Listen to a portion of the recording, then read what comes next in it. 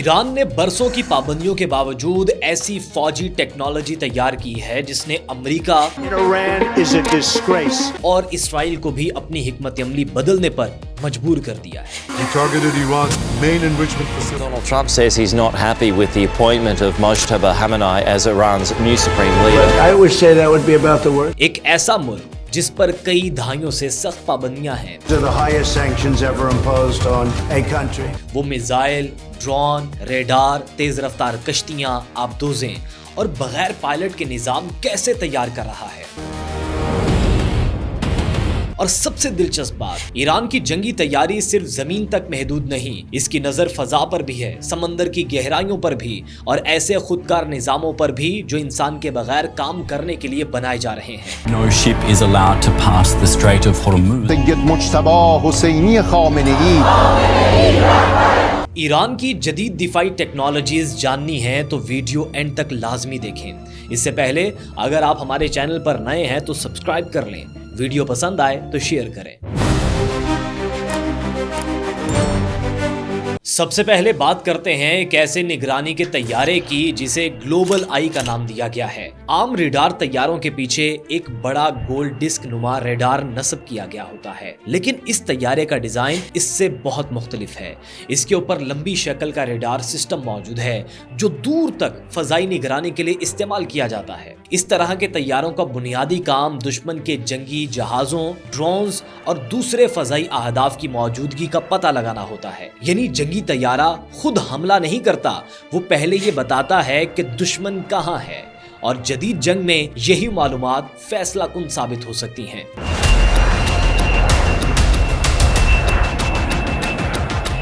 अब आते हैं एक और दिलचस्प टेक्नोलॉजी की तरफ। ईरान ने एम्फीबियस फौजी गाड़ियों पर भी काम किया है। सादा अल्फाज में एक ऐसी गाड़ी जो जमीन पर भी चल सकती है और पानी में भी जा सकती है। ये गाड़ियां फौजियों और सामान को ऐसे इलाकों में मुंतकिल करने के लिए इस्तेमाल होती हैं जहां आम गाड़ियों के लिए पहुंचना मुश्किल हो। कुछ मॉडल्स में हथियार और हिफाजती निजाम भी नस्ब किए जाते हैं, यानी दरिया, साहिल या दलदली इलाके में ये गाड़ियां आसानी से चल सकती हैं। रास्ता खत्म नहीं होता, गाड़ियों का रास्ता बदल जाता है। ईरान के लिए समंदर हमेशा से इंतहाई अहम रहा है, खास तौर पर खलीज फारस और अबनाए हुर्मुज़ जैसे इलाकों की वजह से।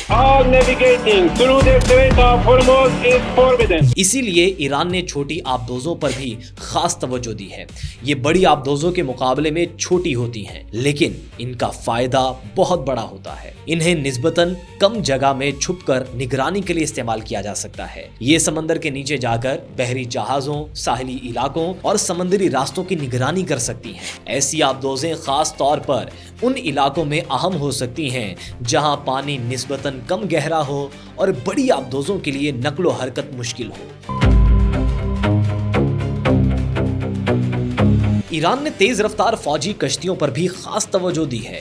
ये कश्तियां छोटी, तेज और निस्बतन चुस्त होती हैं। ईरानी बहरी हिकमत अमली में ऐसी कश्तियों को खलीज फारस जैसे महदूद समंदरी इलाकों में इस्तेमाल करने की अहमियत बहुत ज्यादा है। इनका मकसद दुश्मन के बड़े बहरी जहाजों का मुकाबला रवायती अंदाज में करना नहीं, बल्कि रफ्तार, अचानक नकलो हरकत और छोटे साइज का फायदा उठाना है। और यही वो हिकमत अमली है जिसे ईरान बरसों से अपनी बहरी दिफाई पॉलिसी का हिस्सा बनाता आया है।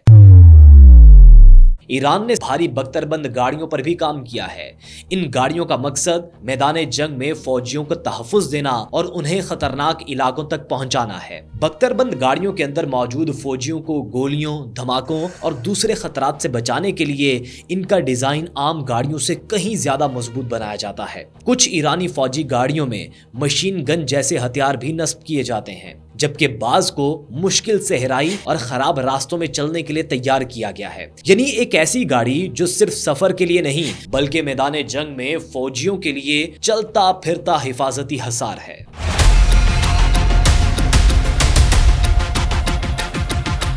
लेकिन ईरान की दिफाई टेक्नोलॉजी सिर्फ जंगी महाज तक महदूद नहीं है। ईरान ने ऐसी टैक्टिकल गाड़ियां भी तैयार की हैं जिन्हें हुजूम को कंट्रोल करने और सड़कें बंद करने जैसे हालात में इस्तेमाल किया जा सकता है।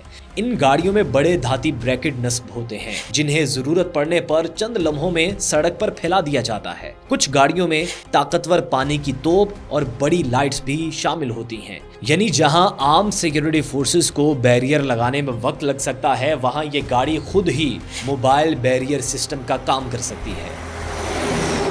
लेकिन ईरान की सबसे अहम समत खुदकार और बगैर पायलट के निज़ाम में नजर आती है।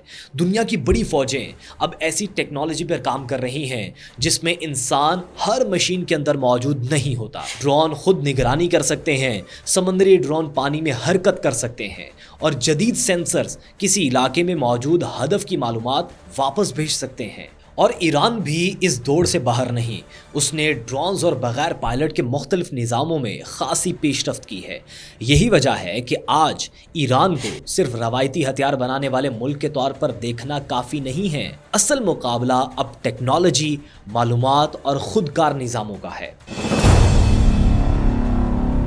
ईरान पर कई दहाइयों से पाबंदियां रही हैं, इसके बावजूद उसने मिसाइल, ड्रोन, रेडार, बहरी निज़ाम और मुख्तलिफ फौजी टेक्नोलॉजीज में अपनी सलाहियतें बढ़ाने की कोशिश जारी रखी है। कुछ टेक्नोलॉजीज के बारे में ईरान बड़े दावे करता है, कुछ की सलाहियतों की आज़ादाना तस्दीक मुश्किल है, लेकिन एक हकीकत वाज़ेह है, ईरान ने अपनी दिफाई सनत को बैरूनी इन्हिसार से निकाल कर मुकामी सतह पर आगे बढ़ाने की तवील कोशिश की है। ईरान की असल ताकत शायद किसी एक हथियार में नहीं है, बल्कि इस पूरे निज़ाम में है जो वो कई दहाइयों से खामोशी के साथ तैयार कर रहा है। ये टेक्नोलॉजी मुस्तकबिल की जंग को कितना बदल सकती है? अपनी राय का इजहार कमेंट सेक्शन में जरूर करें।